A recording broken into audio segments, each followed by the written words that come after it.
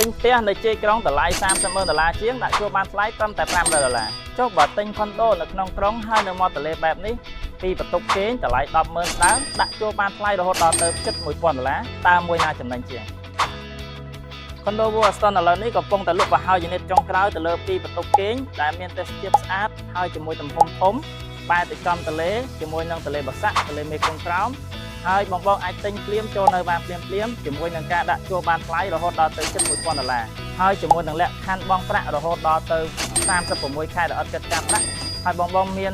មុនតិចតួចប៉ុណ្ណោះហើយយើងអាចចូលនៅបានភ្លាមហើយដាក់ជួលបានភ្លាមតែម្ដងកុំចាំយូរតោះបងឥឡូវទៅមើលនៅក្នុងបន្ទប់ជាមួយបងប្អូនទាំងអស់គ្នានេះគឺជាប្រភេទបន្ទប់ពីរបន្ទប់គេងរបស់យើងដែលមានការដេក័រស្អាតនៅក្នុងបន្ទប់យើងមើលទៅមានលក្ខណៈប្រណិតភាពស្អាតទំនើបហើយយើងអាចមើលទៅទេសភាពខាងក្រៅដែលអាចឃើញទេសភាពទីក្រុងជាមួយនឹងទេសភាពទន្លេយ៉ាងស្រស់ស្អាតតែម្ដង